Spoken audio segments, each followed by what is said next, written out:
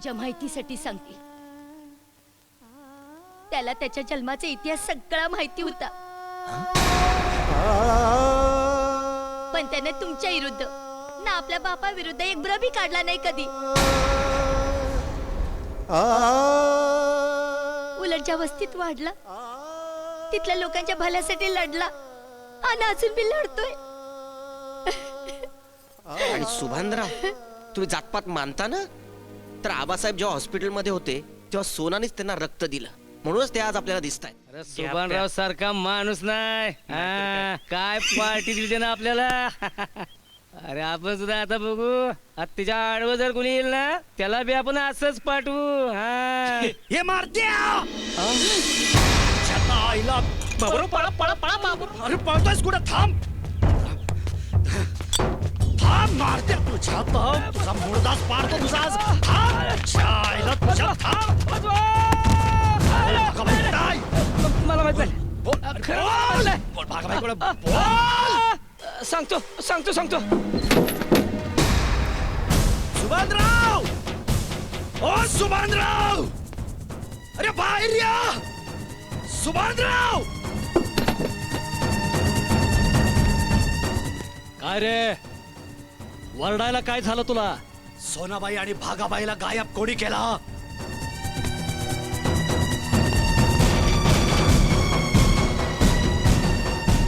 सरपंच, माझ्या प्रश्नाचं उत्तर द्या. हे विचारणारा तू कोण?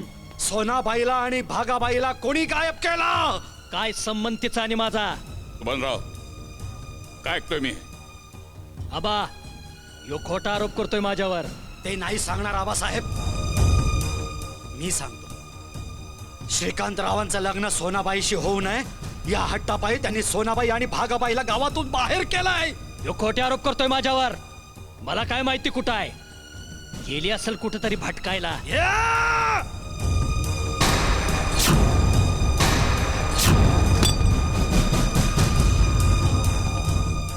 कांबळे!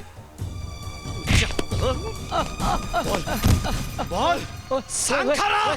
होय होय बोल, होय, सांग खरं. सांगतो. मालक, मालक माफ करा मालक. मालक, मालक चुकलं मालक. मालक, मालक. रामखोर, माझ्या भावाला फूस लावतोस? सडक्या रक्ताचा साला.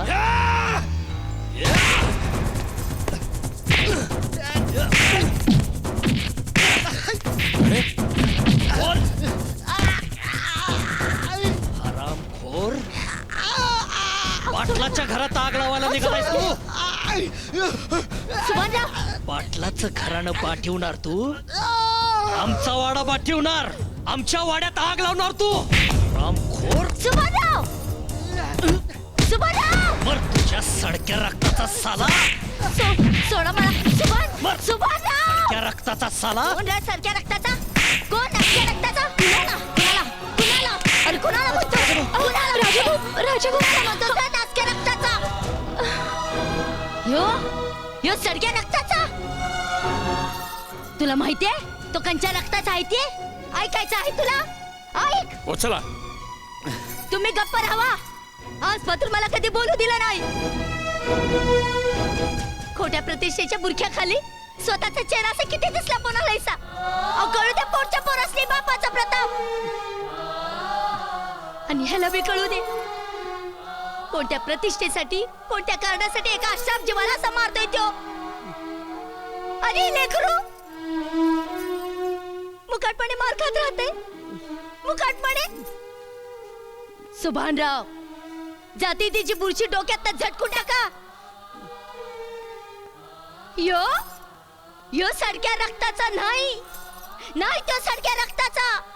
पाटील खानदानी रक्ताचा आहे तो तुम्हा दोघांचा भाव आहे.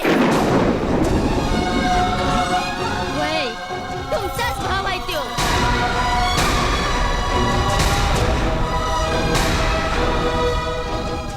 माझ्या पोटी जन्म घेतला नाही त्यानं, पण त्याच्या अंगात तुमच्याच पाटील खानदानाचा रागात आहे. कळलं? हो चला.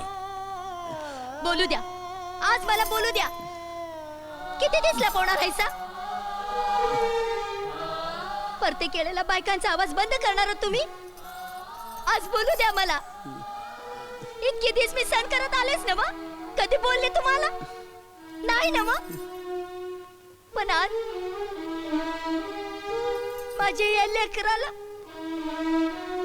यो यो मार मार मारतोय. त्यांच्या आईचं काळीच थंड राहील व सांगा ना, काय चूक होती त्याच्या आईची? एका लेकराचं बाप तुम्ही, पण तुम्हीच तिच्या प्रेमात पडलासा. पोटासाठी गावोगाव तमाशा करत हिंडणारी कोलाटणीची जात तिची, पण तुमच्या लग्नाच्या आमिषाला बळी पडली आणि गर्वावर राहिली. आणि हे तुम्हाला कळताच तुम्ही तिला तालुक्याला हलवली. नशीब तरी काय बघा त्या माऊलीचं.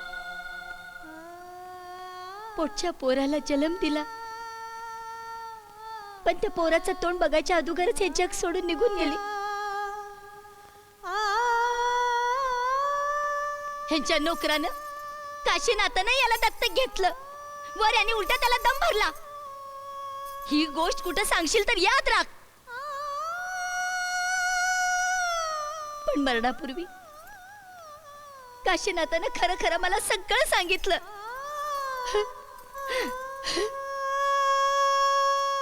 आणि सुभानराव, तुझ्या माहितीसाठी सांगते, त्याला त्याच्या जन्माचा इतिहास सगळा माहिती होता. पण त्याने तुमच्या विरुद्ध ना आपल्या बापा विरुद्ध एक ब्रबी काढला नाही कधी. उलट ज्या वस्तीत वाढला तिथल्या लोकांच्या भल्यासाठी लढला आणि अजून बी लढतोय. आणि सुभानराव, तुम्ही जातपात मानता ना, तर आबासाहेब जेव्हा हॉस्पिटलमध्ये होते तेव्हा सोनानीच त्यांना रक्त दिलं. म्हणूनच ते आज आपल्याला दिसत आहेत. आता कळलं? कळलं तुला? त्यांच्या बी अंगात कुणाचं रगत आहे ते? पोरांनो,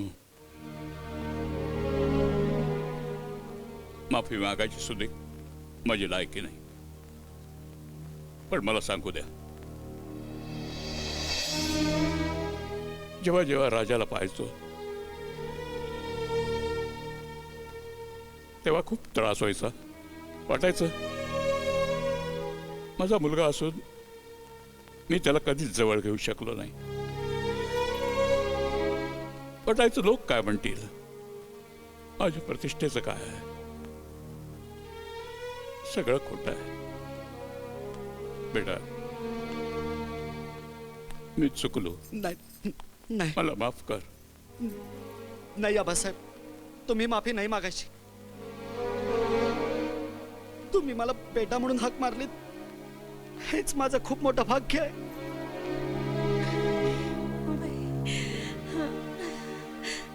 होय नव पोरा, मग आता आमच्या संगच राहा इथंच.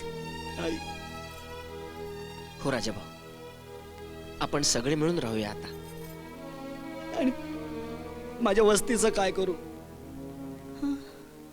माझ्या वस्तीला काय वाऱ्यावर सोडून देऊ? मी आतापर्यंत जसा जगत आलो तसंच मला जगू द्या.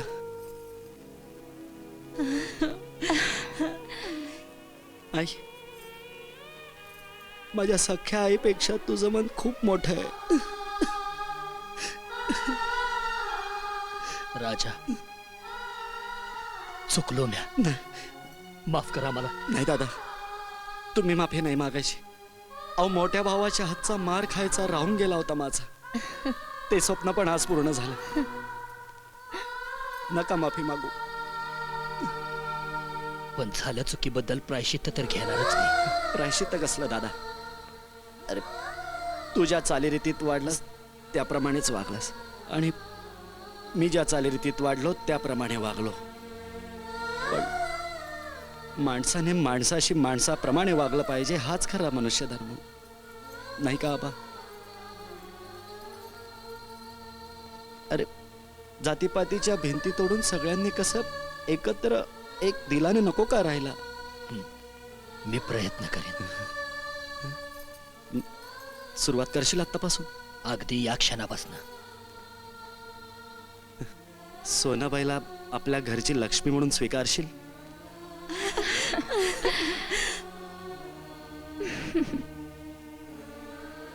नाही.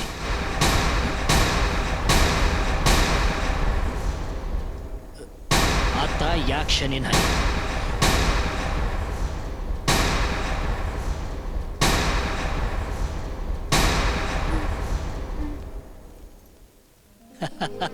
अरे माझ्या भावड्याची वरात आता वाजत गाजत सोनाबाईच्या गावकुसा बाहेरच्या वस्ती पातूर जाईल आणि अख्ख्या गावासमोर आमच्या लक्ष्मीला मानानं आणि मी आता वाड्यात.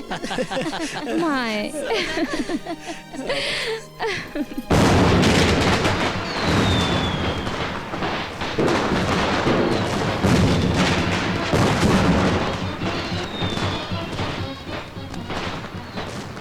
अगं ये ग जानकी.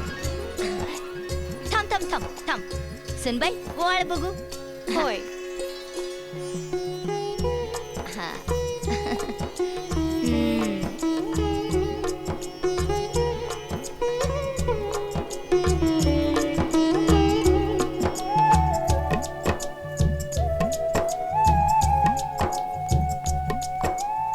आता माप ओलांडायचं आणि आत यायचं. अरे अरे तू कुठं ओलांडतोयस? तुला म्हणलं नाही. सुनबाईला सांगते बरं का सुनबाई. उजव्या पावलानं माप ओलांडायचं आणि लक्ष्मीच्या पावलानं घरात यायचं. हा ओलांड बघू. अंगास वा वा वा वा. ये ये ये चला. या बा. ये. हा, हा.